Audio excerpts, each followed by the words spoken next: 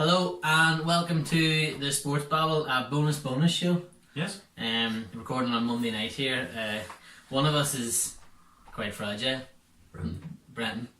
Who has never had a touch of drink in his life. Heard Johnny here, our resident Father Jack figure, is feeling a little bit delicate of a Monday evening. It was St. Paddy's weekend this weekend, so that's why we weren't live last night on Facebook. We decided to just spoil these and do 3 shows this week, and this is the first one of them. It's going to be a shorter show as well, aiming for around 20 minutes, but we'll see how we get along. Plenty happened though this week in football. Yes. There was FA Cup, quarterfinals. There was some pretty big league games up and down the league as well, in the Premier League. A lot of late goals. A lot of late goals, yeah, as well. Big results too for some people. Yes. Like Huddersfield, we're not really going to touch on it tonight, but Huddersfield were so close to getting a massive result, even though they look like they're going to go down. And then for West Ham just to chin them at the end, like, it's just typical of their season. Liverpool obviously came back from a bit of a scare yesterday to beat Fulham.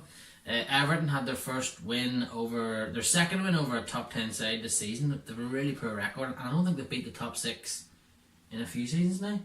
January 2017 was the last time. They beat the top 6? Yeah. So that was a massive win for them. Before they beat Chelsea. Yeah. And then we obviously have the FA Cup draw, and which looks quite tasty. And we're going to talk about the title run-in. Lads, where do you want to start first? Have you got any preferences you want to go into first? Do you want to get the Chelsea one over and out of the way? Yeah, I don't have much to say really. Was it a case of European hangover? I don't know if you can blame that too much, because Chelsea came out of the traps unbelievably quickly actually, and their first half was superb. Sorry to say it was the best half of football they've played all season, which I don't know if I agree with that, but they were very good. They had chances, should have scored 2 or 3. Hazard looked good in the first half at the post. Higuain's movement was strong. Just couldn't get that goal. If they had got the goal, they would have won the game in the first half, like, I've no doubt about it. But Everton, I think at one stage, in a period of 10 minutes, Chelsea had 89% possession or something stupid. Everton at home, like. So they were dominating the game, and Everton could see, obviously Marco Silva could see at half time that Chelsea weren't actually finishing chances, so he said, well, why don't we just come out and have a go? And it was so obvious, the change. It was like a completely different Everton side. Yeah, from minute 1 in the second half, they got the crowd behind them, and obviously when you get the crowd behind you at Goodison, it's like an extra man, because they were really good, the fans, I have to say. Once Everton went on the front foot, won a corner I think in the 49th minute, and it fell, just bobbled around, it fell perfectly for Richarlison, and ever since then Chelsea didn't look like they were going to score. No. Sorry made changes with like 25 minutes to go. Loftus-Cheek came on, he's still struggling with his back. Loftus-Cheek, he's pulled out of the England squad now, he didn't look at it. Hudson-Odoi looked good. He's in the England squad as well. Yeah, he's just come in, so that's good for him. And obviously everyone else can, including Gareth Southgate, can recognise that he has potential. Even if he's in round the squad, it's obviously what he's there for.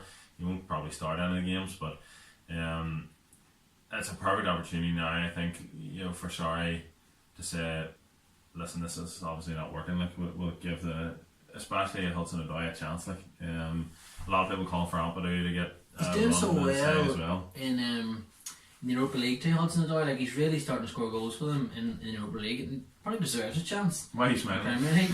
Johnny's obviously delighted because it gives Arsenal chances in top 4. Marcus Alonso had an absolute car crash, didn't he? Well, Again. I don't get why Sarri keeps playing him. No, it is a shocker. He's your Moreno.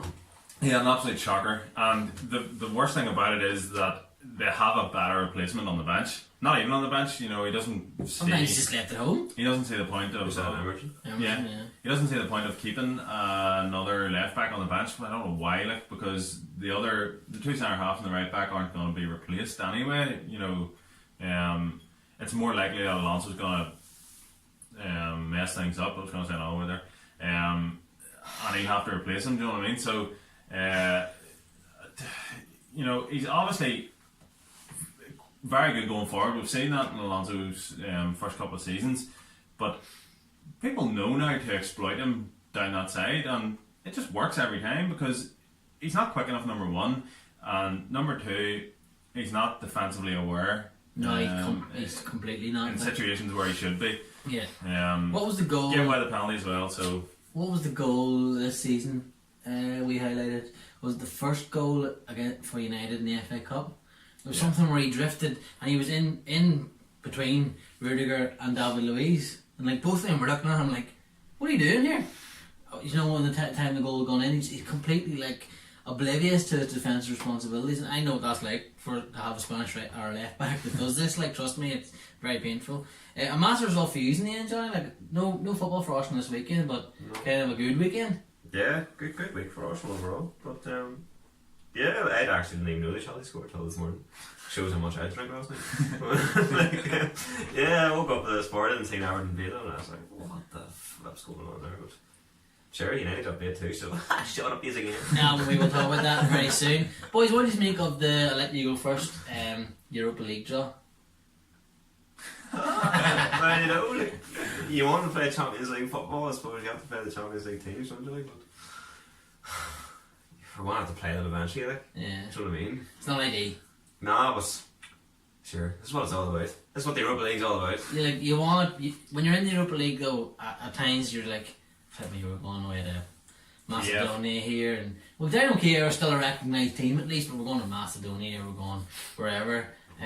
This is grim. And then you're sort of calling it, you want your team to be playing the big games, and then you get Napoli. So there's a good element to that too, like, because it's going to be a massive game. You saw them, they played Liverpool this year. At home, they're a completely different animal than they are away from home. I'd still fancy Arsenal to do something like that, with Arsenal forward line. I think with the second leg being moved to their place now, it kind of worries me, but you know, we can go out and beat them. Like, we've 2 top strikers, like, and a decent enough midfield. It's our defence as well. If Brent and Mustafi's playing, we're in trouble, like, but you know, if Chelsea don't make it to the final, there's something wrong with it. Trying to put the pressure back in either. No, like, if you look at their route to the final, like, you know, I think afterwards we get either Villarreal or Valencia. You get Villarreal or Valencia, yeah. So, what did you make of your draw? Beforehand, that's what I wanted. Like, obviously, like, possibly on paper, like the easiest side you could get, like same as yourself with the Champions League draw. Even though I know, you know, Porto are good side, like, but they will stuff Porto. I don't think we will stuff Porto. Yes, well. I think we'll beat them, but I don't think we'll stuff them. Porto are not friggin' like your Real Madrid or Barcelona. No, they're not, but they're much better than they were last season. They're much better than they were last season. We're different than last season. They're sort of still play the same way they do, but they're a very physical side. Like we showed against Roma, they're very, very physical. It's going to be very tough for Liverpool. That, and the way it falls as well is it's Porto, then Chelsea, then Porto. So that's a huge week. It'll be interesting to see how things go. Could you argue that Arsenal got a tougher draw than Liverpool? Yeah. Friggin' me. This is ridiculous. Like, we're friggin' coming up. It's not against Napoli. We're up against friggin' Carlo Ancelotti's bloody Napoli. That's Carlo Ancelotti's Napoli that we put out though. Of the Champions League. That's what I'm saying. You have that to fall back on. You can see what Liverpool did against them, what Liverpool did well against them. Yeah, but you don't have Mustafi in France. Using Virgil van Dijk. That's a good very point. True. Yeah, it was very true. So, and Alisson's unbelievable save. At the end, I was in Cuba at the time and almost passed out and the ball fell to him because I didn't see the game live because of the way I couldn't see it on TV, and I got in and then just saw highlights, unaware that we'd gone through, and just saw what was coming. What do you call him, Milik? It is Milik, isn't it? Yeah. The ball falling to him and thinking, oh well, I don't believe it is, and then next thing somebody balloons over the bar. But Virgil van Dijk, who made his first mistake, would you say? We'll move on to the Liverpool game now. A big result for Liverpool in the end. Looked very, very comfortable. First half? Almost looked as if, that they were too comfortable. Do you know what I mean? That they were getting too complacent. And then as got into the second half, Fulham really started to go into it. And Ayite was making his first appearance, or first start, I think, for Fulham this season. I was quite impressed with him in midfield. They started to go into it. They switched it as well, and they went 2 up front with Babel and Mitrovic. Babel was right beside him then. Mitrovic was getting nothing out of Van Dijk all day. But as you said, Liverpool and Van Dijk sort of have an absolute balls up. I saw as well on social media, I don't know if you saw the incident yet, Johnny, with being Paddy Pints all day yesterday, but the balls, it's 3 mistakes, maybe even 4. So it's Milner, for whatever reason, slices it, like he's trying to send it forward, slices it backwards. Van Dijk then, it's an easy ball for Van Dijk to clear. Like it falls to him, he should just clear it, hoof it back behind him or whatever, or even passes out to one of the full back and gets Trent's out there. Maybe Robertson actually. He then decides to let it bounce, and then he decides to put his hands up to call Alisson to come and get it. So now Alisson's like, why aren't you clearing this? He goes to come out. Yeah. Then Van Dijk has a chance to head it back to him.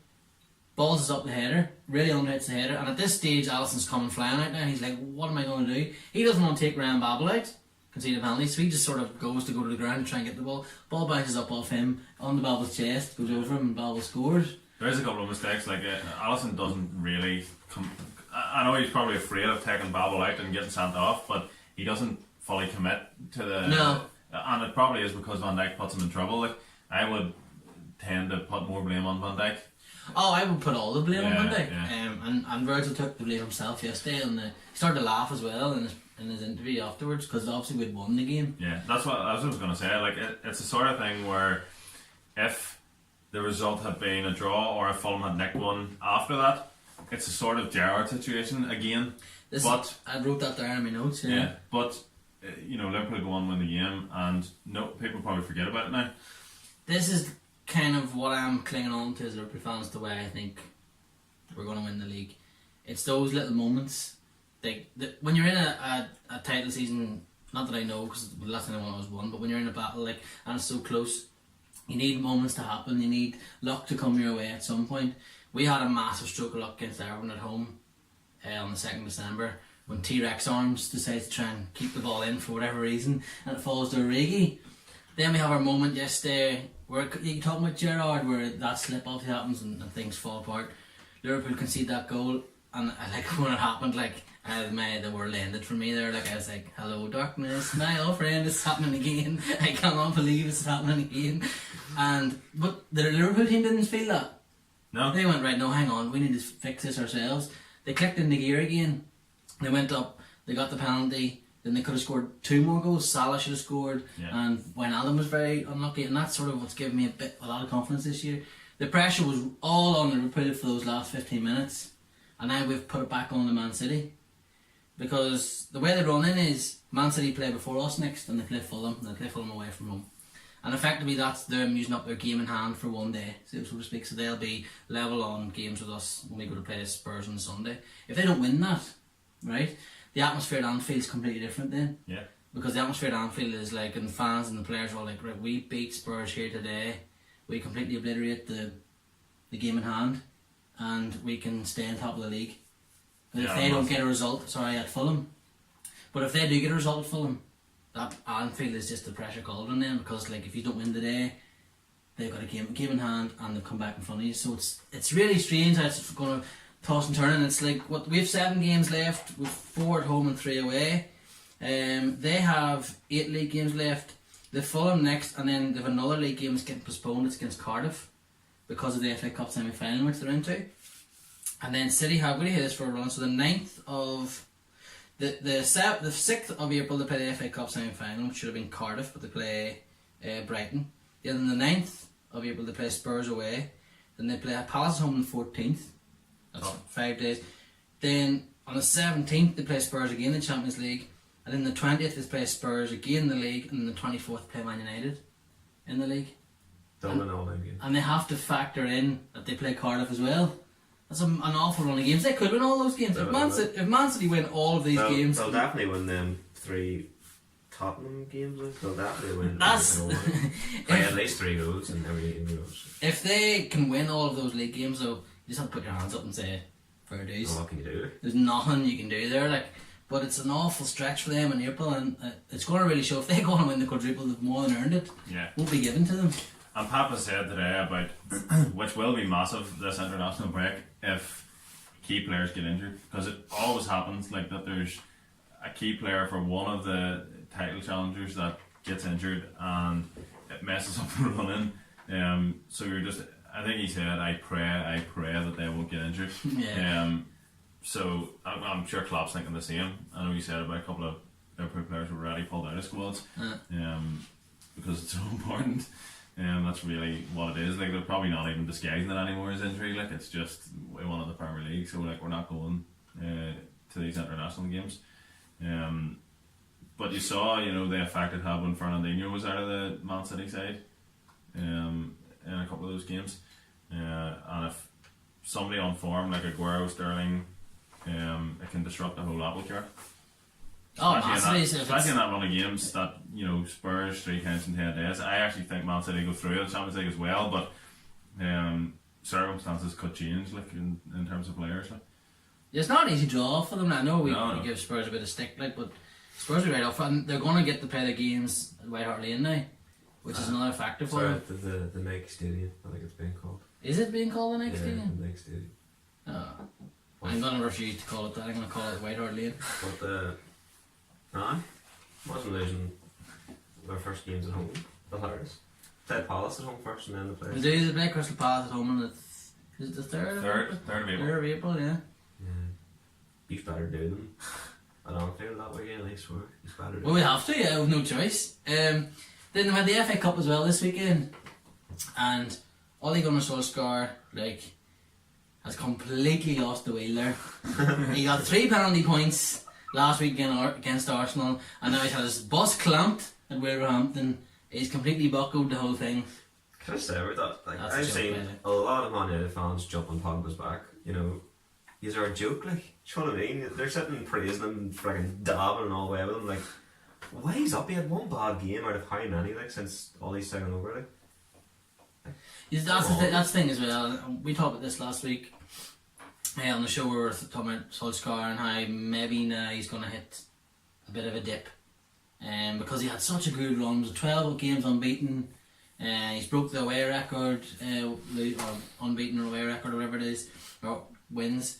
And he's in such a brilliant purple patch that once he gets a little bit of pressure, where it's had now with 2 results, United haven't been great in either game and deserve to lose both games, that the pressure started to turn on him, and now people are trying to make excuses for him, or they're trying to, even fans are saying, we had a good manager in Jose Mourinho who rebelled against all this nonsense at the club and the hierarchy, and now with a yes man and this is what's going to happen. They've turned on Pogba, as you said, who, without Pogba they wouldn't have won half those games, if I'm honest. He's been so influential in some of their games. As well as that, I think without Solskjaer they wouldn't have won some of those games either. Exactly If you had Mourinho still in charge there, United will be a lot worse off than they are right now. Yeah. Wouldn't be in the Champions League. I think they need to accept that Solskjaer wasn't going to go in and win the FA Cup, win the Champions League. Well, I don't think he'll win the Champions League, but he still has steadied the ship, and did he's brought them very close to top 4, still fighting for it. At this stage of the season, if Mourinho was still here, they would be still down the table and still not in the Champions League. The whole atmosphere at that club would not be the way it was. They wouldn't have been gone into that PSG game thinking they have a chance, because those players were buoyed up by the belief Solskjaer gave them. Yeah. It wasn't as if it was a tactical masterclass for Solskjaer, obviously, but he gave them belief that, even saw him in his press conference talking before it, how they believe, where Manchester United would believe we can go and win and such, and that just instilled the confidence in the players. Wolverhampton Wanderers deserved their result. Yeah, they're absolutely superb. I saw Jonathan Norcroft from the Times talk about the Wolves team, and he said Moutinho and Neves are the best midfield partnership in the Premier League this season. Would you agree with that statement? No. I need to think about it. Well, they're good. They're not the best. Who do you think would be better? Well, Fernandinho and. Well, yeah, Fernandinho obviously, and whoever plays with him. Yeah, whoever plays with him. I think Pogba and Matic have been very good since Ollie's taken over. Torreira and Xhaka were good for a stage. Torreira obviously doesn't start anymore. And then whoever plays say Kante looks swirly as well. I wouldn't say they're the best, but they're very good. I'd say they're in the top 5. Yeah, we'll pick us. Yeah, and for a club that has just got promoted, he's maybe overhyping it a bit, because of the fact that they are a promoted club and they are so good. But to be even in the top 5, top 3 possibly, is an achievement in itself. Yeah. But they've all been, Jimenez as well. Fantastic player. Fantastic striker. And if Wolves, if something happens to Chelsea, which still could happen, something happens to United or Spurs, like if they can push for 6th place, like that would be unbelievable, because they're on a graph now that's going like this, and if they get to the FA Cup final, it'll just instill more belief like in the league. For out of obviously City play Brighton, but out of Watford, Brighton and Wolves, you'd fancy Wolves the one that could maybe push Man City if we get to the final. Yeah. That'd be a brilliant final as well, I think, because they are I'd say them watching Liverpool, they're the other team I enjoy watching is Wolves at times, like apart from when we play them, because it's horrendous, because they are quite good and tricky. Yeah. But they're brilliant. You're talking about Raul Jimenez and the likes of Coutinho and Neves. It's going to be interesting come the summer, which I'm sure we'll touch on in the summer when we're doing talking about transfers, where those three end up, and Nuno. Because like if he does say, we're talking, hypothetically, but say Man United, the wheels probably do come off Solskjaer or whatever, and he gets in a bit of trouble and they start to slip back towards Wolves. Wolves come up, say unbelievable season that they top 6 and they win the FA Cup or something. Surely Nuno's spirit, he'll be mentioned or in that Man United job if they don't give it to Solskjaer.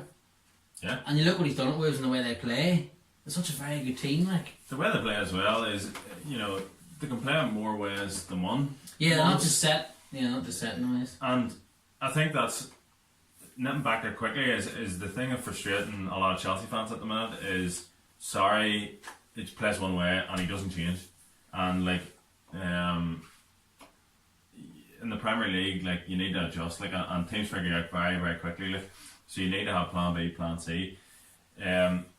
Nuno certainly had that. Like, he had a different approach against Chelsea than he had against United when Chelsea got a draw in the last minute. They were lucky, but Wolves defended brilliantly and countered Chelsea perfectly. And that's Jota is very good in that situation, isn't he? He could go to Spurs.